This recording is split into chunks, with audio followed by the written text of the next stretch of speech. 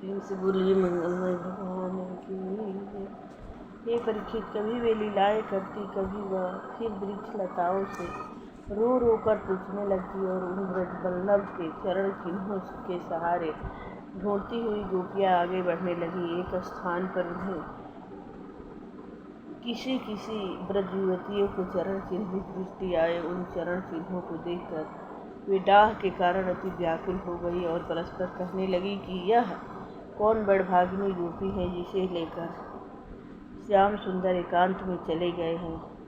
अवश्य ही वह उन सर्वशक्तिमान भगवान कृष्ण जी की आराधिका होगी। वह उनके चरण स्पर्श करके अपने को वह भाग्य समझती हैं जिनकी चरणों की रज के लिए ब्रह्मा शंकर तथा लक्ष्मी जी भी तरसती हैं।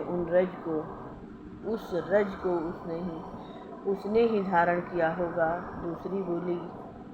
दूसरी गोपी बोली, अरे सखी, कुछ भी सही, किंतु इस गोपी ने तो हमारे सर्वश्याम प्यारे को एकांत में ले जाकर उनकी अधरामित अधर सुधा का रसपान अकेले में ही किया है। यह मानकर हमारे हृदय में अति क्षोभ उत्पन्न हो रहा है। अरे यह तो देखो, यहाँ पर कृष्ण के चरण चिन्ह बालू में अधिक गहरे धसे हुए हैं। इससे प्रकट होता है उन्होंने अवश्य ही उस अपनी प्रीतमा को कंधे पर चढ़ाया होगा। हे सखी, वह कितनी बड़भागिनी है कि उसके लिए भगवान कृष्ण सब कुछ करने को तैयार हैं। और कहाँ हम दिन गोपियाँ हैं जो उनके दर्शनों के लिए बन बन भटक रही हैं। कुछ दूर चलकर, अरे यह देखो, यहाँ पर उस गोपी के चरण चिन्ह बिल्कुल भी नहीं दिखाई देते। इससे यह स्पष्ट प्रकट होता है कि अपनी प्रेयसी के कोमल चरणों में रज जब घास की नोक गड़ती होगी तब भगवान कृष्ण ने उसे अवश्य ही कंधे पर चढ़ा लिया होगा। आगे बढ़कर, अरे यह तो देखो, यहाँ पर पुष्प बिखर रहे हैं और पंजे के चिन्ह धरती पर हैं। इससे प्रतीत होता है कि एड़ी उचकाकर पंजे के बल खड़े होकर उन्होंने अपनी प्रेयसी के लिए पुष्प तोड़े हैं और उन्होंने उसके केश गूंथे हैं। हे परीक्षित, भगवान कृष्णचंद्र आत्मा राम हैं, उन्हें काम की कल्पना फिर कैसे हो सकती है।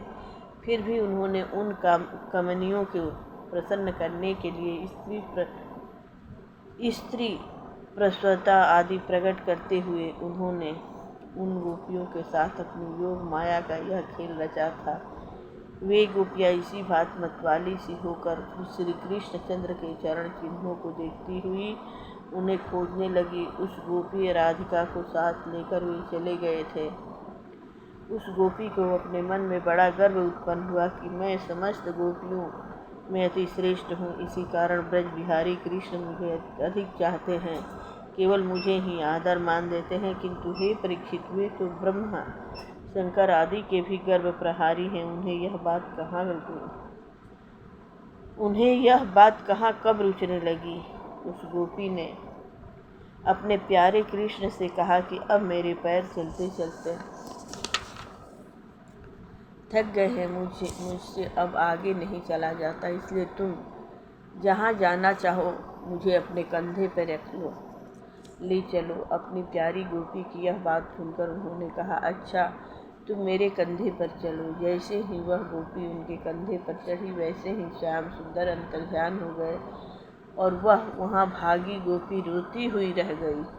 वह अभागी गोपी रोती ही रह गई। वह कहने लगी, हे मेरे स्वामी, हे कृष्ण, हे गोविंद, मैं तुम्हारी दासी हूँ।